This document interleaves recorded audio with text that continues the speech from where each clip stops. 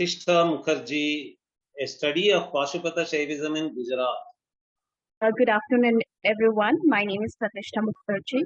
And before I start with my presentation, I would like to thank Itika and organizers and also Srinivas sir for helping us all the time, be it offline or online. He has been helping us a lot. Thank you to the organizers. So today I will be speaking on a study of Pashupat Shaivism in Gujarat. So before I start with an introduction, I would like to introduce about a small introduction about Gujarat, that is the western part of the country. And Gujarat has been an important center since the historic times, and there is a continuous cultural sequence, what we find during excavation, that from the lower Paleolithic till the modern times, we have proper continuation. And during the Indus Valley civilization, it was a trade center, it was an important port because we have Dholavira and Lod. Apart from that, during the historic period, the kings such as the Parmara king, Solanki, the Guptas, under whom Gujarat is a very important center, again as a trade center, and also we see a type of a Brahminical revival because before that, we see most of the architecture being related to either Buddhism or Jainism, as we have the Maitrakas and the Shastrapas, who followers of Buddhism. So after the upcoming Guptas, we see that temples are there, Shiva temples, Vishnu temples are coming existing. How Gujarat became an important center, be it religious one or in the trade form, became important. Now, so there are certain important centers in Gujarat, like we have Somnath, we have Prabhaspatan, Shamlaji, Goda, Bharuch, Karwan. These are some of the very, very important centers of Shaivism or Shiva temple, where Shiva has been worshipped as a main deity. And due to the continuous invasions of the foreign people, it has faced many, many problems, and later the temples were also being reconstructed, but due to the invasions, it was being again destroyed.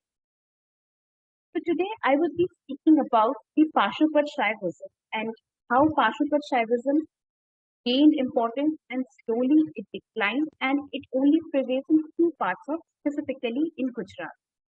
So Kaya Varo, and modernly it is known as Karwan, and it is situated 30 kilometers from Vadodara, and it is considered as the birth of Lakulish during the 2nd century, who was a Shaivite revivalist, reformer, and propounded the Pashupat doctrine.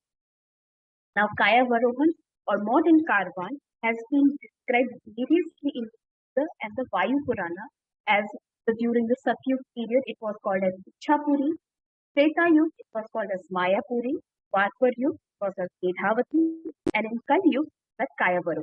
And it is regarded as the Kashi of the West, as per the Puranas and as per the researchers or have researched specifically on Karwan. Now the archaeological background. Now Kaya Varohan was excavated in 1970 and a habitation and a temple was found excavated. And inscriptions and coins were also found dealing to the period of the Shandraka king and for the Karmara king. And on that basis was come into conclusion that this was an important Shaiva center. And the artifacts date to 2nd century CE. Now the temple here, as you see the ruins here, this temple was destroyed during 11th, 7th century, as I said, to various stations. Now the Lakulish temple of the Karwan was again rebuilt and restored, and the modern temple was restored by a Hindu spiritual leader, Vipala Vandananda, in 20th century. Now, the Pashupat cult in Gujarat. Earliest and the most influential sect in Western India was dedicated to Shiva, and the founder of the sect was Lakulish.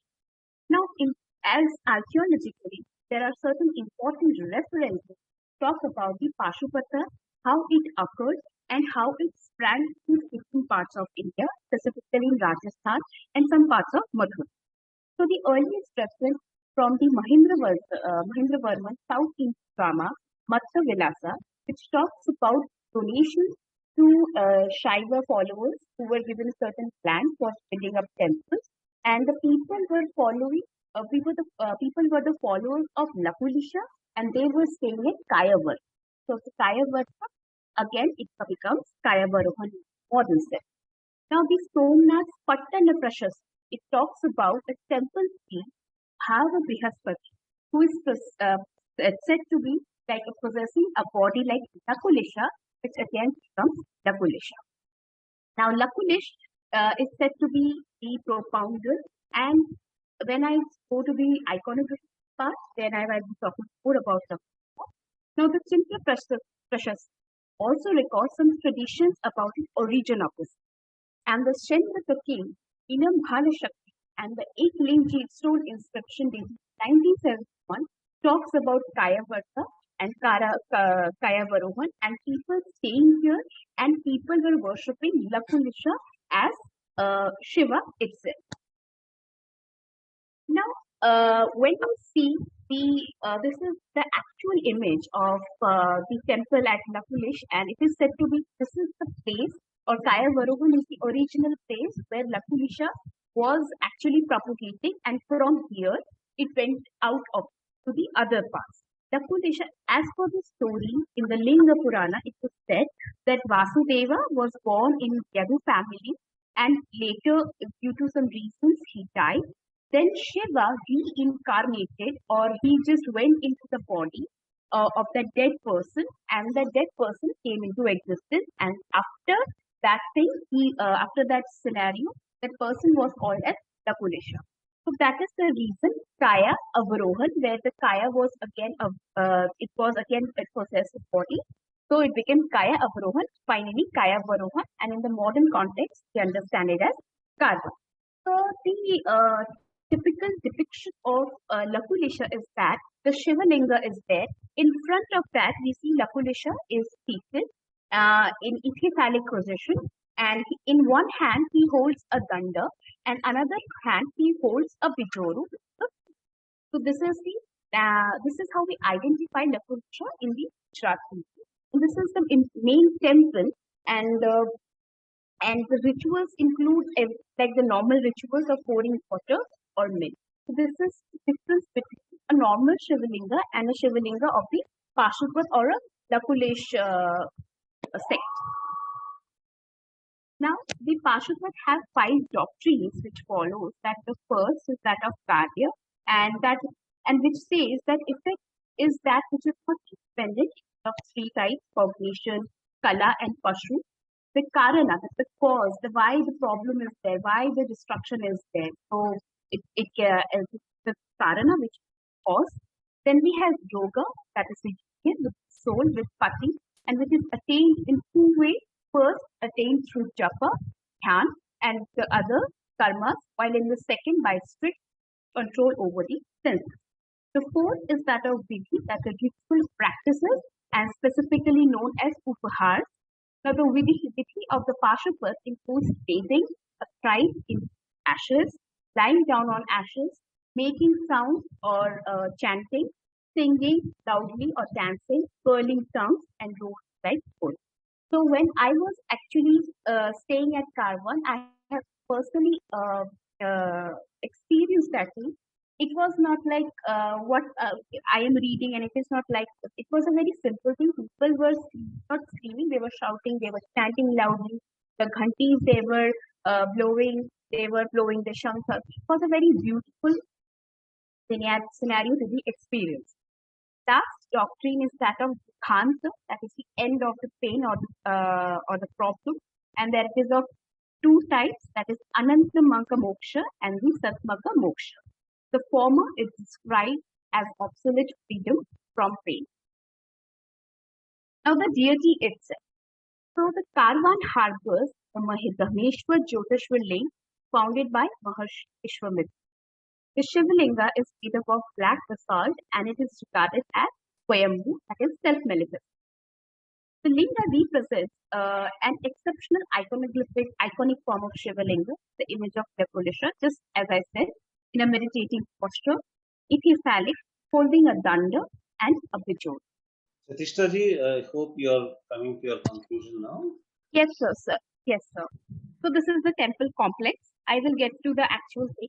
So as I was exploring the parts of Kaya Varohan, I have found on the basis of the previous researches done by Professor Parekh and Professor R.N. Mehta, who were excavating the sites in 1971, I have re-explored the sites of Salad, Lingasthali, Timbarwa, and Avakhal.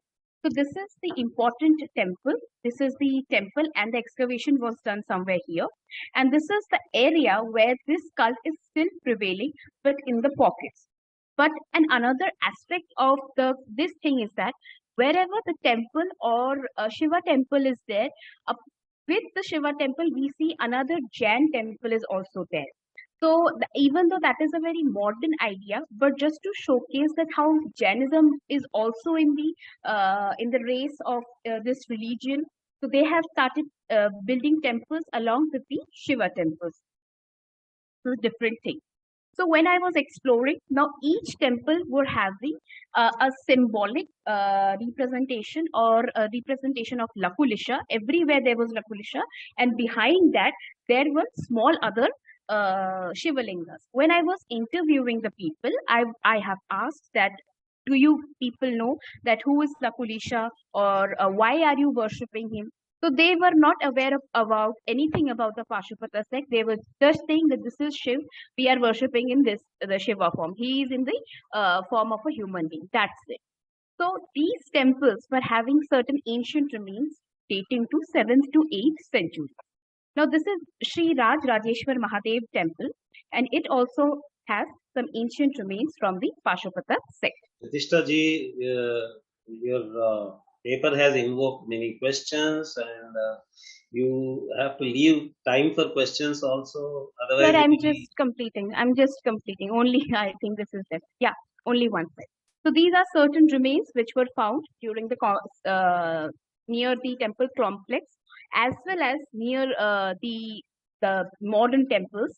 And after the excavations, whatever was found, it was displayed here. And now even they have a museum, which I have not visited personally, but I have heard of it.